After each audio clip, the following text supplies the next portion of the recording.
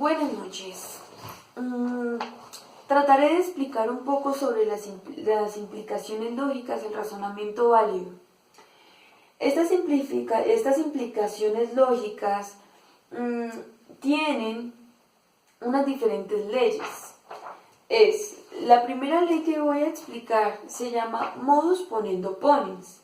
Esta ley nos dice que deben ser dos premisas, una condicional y una cualquiera, con la condición o con la norma de que esta premisa cualquiera debe ser la misma que el antecedente de la otra premisa. Como podemos ver en este ejercicio, nos dice que P entonces Q, P, podemos ver que es la misma antecedente de esta, y conclusión, la conclusión nos da Q, que es a lo que queremos llegar, que la consecuente sea la conclusión de esta. Como segundo ejercicio o segundo ejemplo, nos dan P y Q como premisa cualquiera, y esta premisa nos dice P y Q entonces negación de S. Si nos damos cuenta y analizamos, estas dos premisas son las mismas, este antecedente con este antecedente, así que, como nos está cumpliendo, su conclusión será esta consecuente, que es negación de S. La tenemos que traer como está, con su negación, si la acompaña o no la acompaña, la debemos traer de la misma manera. Y así queda nuestra modus ponendo ponens. En segundo lugar, tenemos la modus tollendo tollens. Esta ley nos dice que debemos tener dos premisas, una condicional, otra cualquiera, pero esta cualquiera debe ser la negación de la consecuente de esta premisa.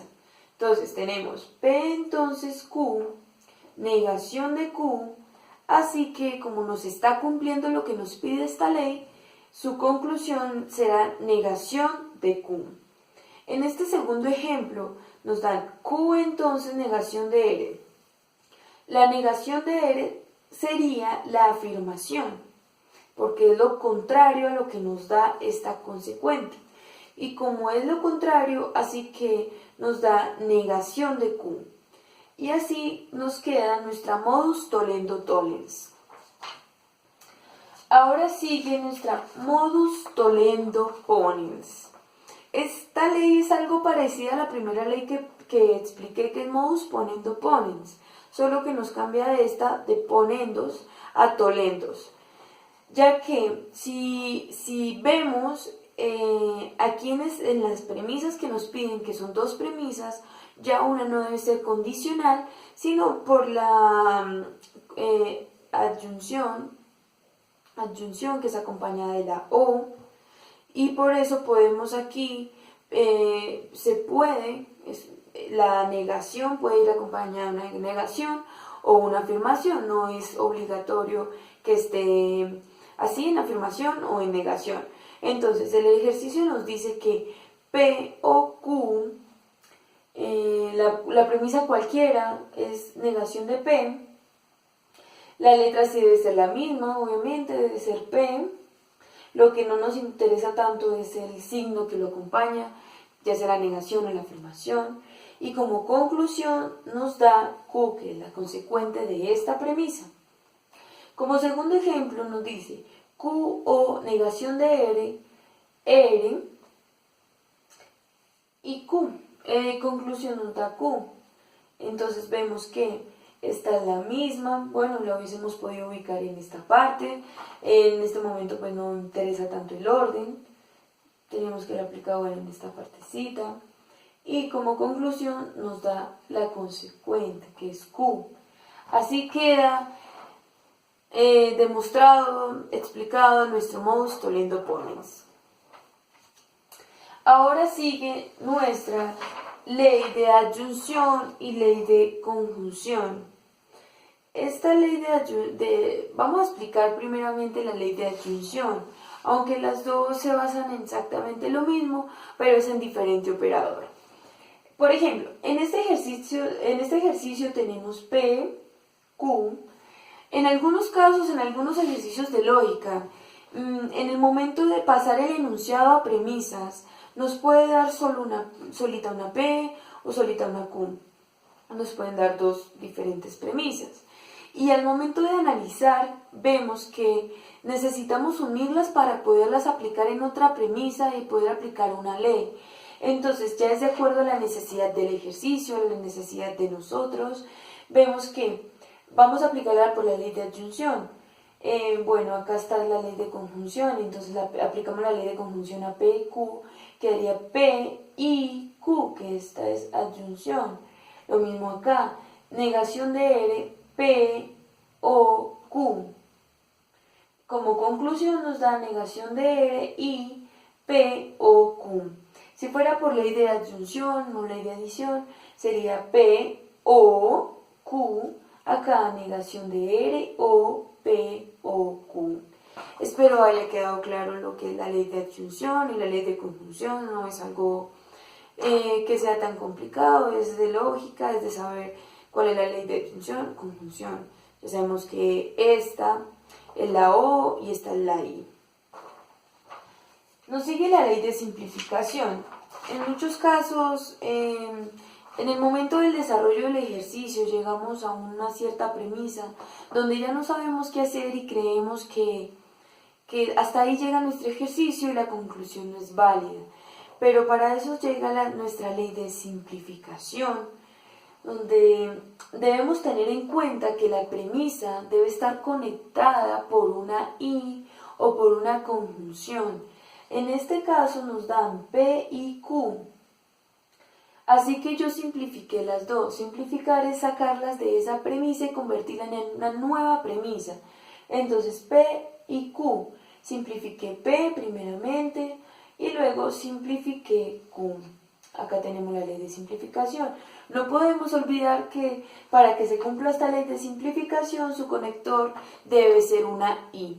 Una O no se puede. Sigue la ley o el silogismo hipotético. El silogismo hipotético nos dice que las dos premisas deben ser condicionales, las dos deben de ser condicionales y que el antecedente de una premisa debe ser el consecuente de la otra. Ejemplo, aquí en este ejercicio nos muestra P entonces Q, Q entonces R. Nos damos cuenta que la consecuente de esta premisa es la misma que la antecedente de esta premisa es la misma consecuente de esta. Así que por la conclusión nos dará siempre las dos premisas sobrantes, que es P y R.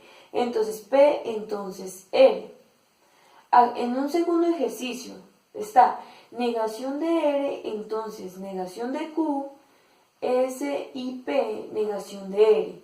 Nos damos cuenta, no importa el orden, claro debe ser en diagonal, negación de R, negación de R, estas son las sobrantes, quedaría S y P, entonces negación de Q. Y así es que da por entendido el silogismo hipotético. Luego nos sigue la ley de Morgan. La ley de Morgan nos ayuda mucho en los ejercicios cuando tenemos alguna de sus premisas en negación y queremos que dentro del paréntesis quede afirmativo para poder aplicar la otra premisa y poderle aplicar la ley. Entonces tenemos negación, factor P y Q. Al aplicarle la ley de Morgan nos da como resultado negación de P, porque ya que esta negación está fuera del factor, al aplicarlo sería negación por P, negación de P. Debemos tener en cuenta que al aplicar esta ley de Morgan, automáticamente su conector o su operador se invierte. Entonces, en este factor tenemos I, así que en el resultado debemos ponerle la O la adyunción. Entonces, negación de P o negación de Q. En un segundo ejemplo tenemos negación, factor, negación de P o Q. Como resultado da negación por negación, da afirmación, Entonces P, invertimos su operador o su conector a I, negación de Q, porque negación por afirmación nos da una negación de Q. Y así terminamos nuestra ley de Morgan. Luego de haber explicado las diferentes leyes, ya teniendo en cuenta que no son todas, pero son las que más se usan en los diferentes casos de lógica, quiero explicar y desarrollar un ejercicio aplicando estas leyes. Entonces, les leeré el ejercicio y daremos al desarrollo del ejercicio. Dice, si el cajero o el contador hubieran apretado el botón de la alarma, si analizamos aquí nos pueden salir ya dos premisas, que sería, si el cajero hubiera apretado el botón de la alarma, que es primera premisa, o el contador hubiera apretado el botón de la alarma, que es una segunda premisa. Al haber la premisa del cajero, le puse de símbolo la C, y la premisa del contador le puse el símbolo R. Y como nos dice en el enunciado, si el cajero o el contador hubieran apretado el botón de la alarma, entonces la primera premisa la unimos con una olla que es el cajero o el contador, el C-O-R. Ahí va nuestro ejercicio. La bóveda se habría cerrado automáticamente. Le puse el símbolo B, a la bóveda se hubiera cerrado automáticamente. Y la policía habría llegado en 3 minutos. En esta frasecita le puse el símbolo la P. Entonces nos dice, la bóveda se habría cerrado automáticamente y la policía, y entonces como segunda premisa tenemos de conector u operador la I. Entonces quedaría B y P. El enunciado sigue, si la policía hubiera llegado en 3 minutos, usamos el mismo símbolo que es P, entonces habría podido alcanzar el automóvil de los ladrones. Entonces como conector usamos un condicional o un entonces, le puse el símbolo de haber alcanzado el automóvil de los ladrones una L, así que como tercera premisa nos da P entonces L. Dice, pero no pudo alcanzar el automóvil de los ladrones, punto. Esta es una cuarta premisa que nos dice negación de L, que es no pudo alcanzar el automóvil de los ladrones. Por lo tanto nos dice que la conclusión del ejercicio, el cajero no apretó el botón de la alarma. Así que ya sabiendo que la premisa C es del cajero haber apretado el botón de la alarma y dice que no lo apretó, que es la conclusión, negamos esta premisa, que sería negación de C. Teniendo estas 4 premisas y como conclusión una quinta, que es negación de C, nos dirigimos al desarrollo del ejercicio.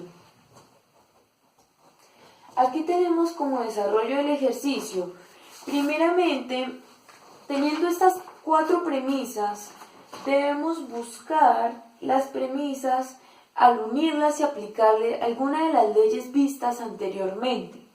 Si analizamos y nos damos cuenta, la premisa tercera y cuarta está P entonces L, negación de L, y si las unimos podemos ver que podemos sacar una modus tollendo tollens.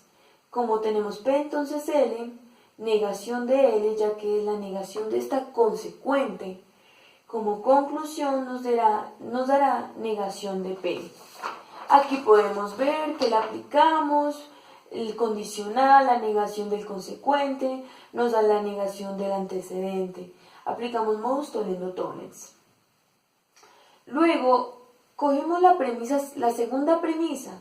Dice B, I, P. Si recordamos, la ley de simplificación nos dice o nos pide que debe estar ya de un conector o un operador que sea I para poderla aplicar. En este caso está cumpliendo para poder aplicar esta ley, entonces yo quiero